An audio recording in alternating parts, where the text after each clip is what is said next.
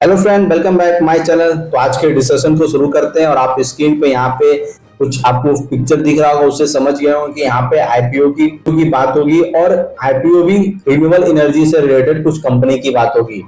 तो यहाँ पे हम लोग बात करेंगे 5 ऐसे कंपनी के बारे में जिसका आने वाले टाइम में आईपीओ आ सकता है, और इसमें एक कंपनी ऐसी है जिसका सारा कुछ अनाउंसमेंट हो गया और आपको 5 से 6 मंथ में उसका आईपीओ देखने को मिल सकता है। उसके बारे में हमको लास्ट में जानेंगे कौन सी कंपनी है।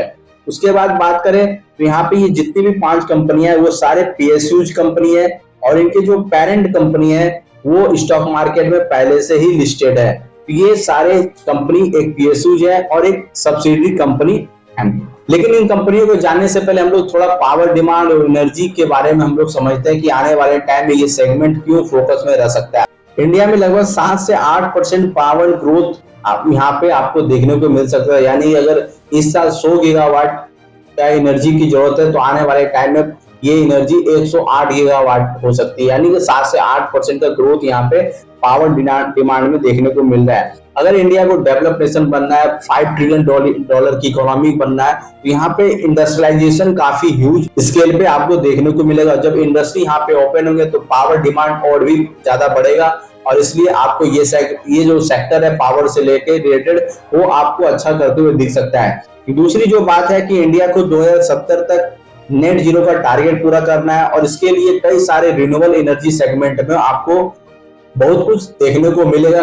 काफी सारे रिफॉर्म होते हुए दिखने को मिलेंगे और कई सारे नई कंपनी आते हुए दिखने को मिल सकते हैं। तीसरा जो बात है वो है 2030 तक भारत को 500 गीगावाट एनर्जी की जरूरत है रिन्यूएबल एनर्जी सोर्सेज से, और इसके भी टारगेट को पूरा करना है। इसलिए रिन्यूएबल एनर्जी से रिलेटेड जितने भी स्टॉक हैं, ये पूरा सेक्टर आने वाले टाइम में फोकस में रह सकता है, इसमें कोई भी डाउट नहीं है। चलिए हम लोग देखते हैं कौन कौन सी कंपनी है जिनका आने वाले टाइम में आईपीओ आ सकता है। उससे पहले आपसे बस इतना रिक्वेस्ट होगा, प्लीज चैनल को सब्सक्राइब कर दीजिए। काफी कम सब्सक्राइबर है हमारे चैनल पे, इसलिए आपसे रिक्वेस्ट होगा कि प्लीज चैनल को सब्सक्राइब जरूर कर दीजिए, वीडियो को लाइक शेयर और अपना फीडबैक जोड़ दीजिए कौन से कंटेंट अच्छे लगते हैं। तो चलिए हम लोग देखते हैं कौन कौन सी कंपनियां हैं। तो इसमें 5th कंपनी है एनएलसी इंडिया ग्रीन एनर्जी, जो कि एनएलसी इंडिया की सब्सिडरी कंपनी है।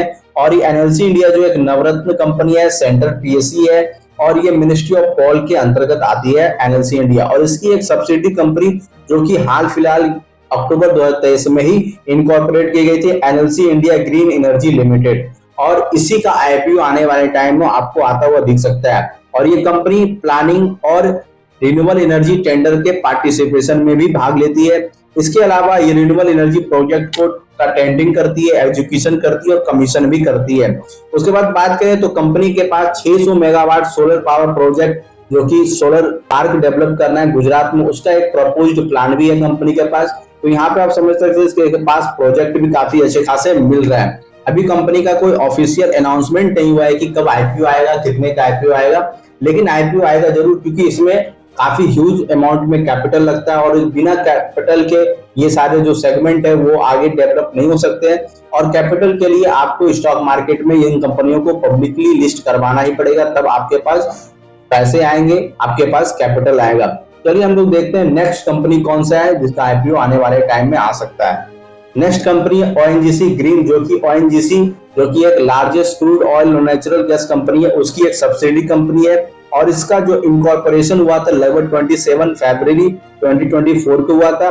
और ये company renewable energy, biofuels, biogas business, green hydrogen जैसे सेगमेंट में काम करती है। इसके अलावा green ammonia, green methanol storage, carbon capture utilisation और स्टोरेज में भी काम करती है कंपनियां। तो काफी डाइवर्सिफाइड बिजनेस है इस कंपनी का, और इसका भी आने वाले टाइम में आपको आईपीओ आ सकता है, लेकिन इसका अभी भी ऑफिशियल अनाउंसमेंट कुछ नहीं हुआ है। और यहाँ पे इस कंपनी में ओएनजीसी ग्रीन में इसकी जो पेरेंट कंपनी ओएनजीसी है 990 मिलियन रुपीज का यहाँ पे इक्विटी इन्वेस्टमेंट करती हुई दिखी। और जो ओएनजीसी के मैनेजमेंट है उन्होंने कहा कि एडिशनल 11 बिलियन रुपीज का और भी इसमें इन्वेस्टमेंट आने वाले टाइम में हम लोग कर सकते हैं। तो कंपनी में अच्छा खासा इन्वेस्टमेंट हो रहा है और भी इन्वेस्टमेंट की जरूरत पड़ेगी, इसलिए इसका अभी आईपीओ आने वाले टाइम में आ सकता है।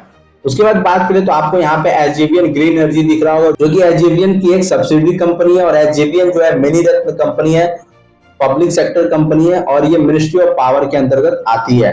और ये कंपनी का भी आने वाले टाइम में आईपीओ आ सकता है, और इसका ऑफिशियल अनाउंसमेंट अभी नहीं हुआ है। और अप्रैल 2024 में एसजेवीएन ग्रीन एनर्जी ने असम पावर डिस्ट्रीब्यूशन कंपनी से ज्वाइंट वेंचर किया और काफी अच्छा ये पावर जनरेशन सेगमेंट में ये कंपनी काम कर रही है और खासकर रिन्यूएबल एनर्जी सोर्सेस से ये पावर जनरेशन कंपनी करती है। तो चलिए हम लोग देखते हैं और कौन सी कंपनी इसका आने वाले टाइम में आईपीओ आ सकता है। सेकंड स्टॉक है एनएचपी रिन्यूएबल एनर्जी, जो कि एनएचपीसी की एक सब्सिडी कंपनी है और ये बेसिकली हाइड्रो पावर प्रोजेक्ट में काम करती है। और बात करें तो ये कंपनी सोलर और विंड पावर दोनों सेगमेंट में काम कर सकती है। रिन्यूएबल एनर्जी सेगमेंट की बात करें तो, और इसका भी आने वाले टाइम में आपको आईपीओ आता हुआ दिख सकता है। और एनएचपीसी अपने 80% जो कैपिटल एक्सपेंडिचर कर रही है वो हाइड्रो सेक्टर में कर रही है और लगभग 15 से 20% जो कर रही है वो सोलर और हाइब्रिड ग्रीन एनर्जी सेक्टर में कर रही है। तो इसका भी आने वाले टाइम में आईपीओ आ सकता है। इसका ऑफिशियल अनाउंसमेंट अभी नहीं हुआ है, देखते हैं कब आईपीओ आता है। और अब हम बात करते हैं वैसे कंपनी के बारे में जिसका सारा कुछ अनाउंसमेंट भी हो चुका है और उसका आने वाले टाइम में आईपीओ आपको दिख सकता है। और वो कंपनी है एनटीपीसी ग्रीन एनर्जी, जो कि एनटीपीसी की एक सब्सिडी कंपनी है। और इसका जो डीआरएचपी जो कि आईपीओ आने से पहले फाइल किया जाता है वो जुलाई में आ सकता है और लगभग नवंबर के मंथ में 100 बिलियन रुपीस का इसका आईपीओ आने की पॉसिबिलिटी है 2024 में। तो आपको 5-6 मंथ में आपको इसका एनटीपीसी ग्रीन एनर्जी का आईपीओ आता हुआ दिख सकता है। और ये कंपनी ना सिर्फ इंडिया में बल्कि ये आने वाले टाइम में इंटरनेशनली भी काम करती हुई दिख सकती है कंपनी। तो ये कंपनी ऐसी है। एनटीपीसी का शेयर हम लोग देखें किस तरीके से भागा है, काफी अच्छा रिटर्न दिया है। और जैसे कंपनी का आईपीओ आता है तो मुझे उम्मीद है कि इस कंपनी में भी काफी अच्छा पैसा और रिटर्न बन सकता है। तो आप फोकस रखिएगा इन सारी कंपनियों पे। इनमें से कौन सी कंपनी का आईपीओ का इंतजार आपको रहेगा, आप कमेंट बॉक्स में जरूर बताएं।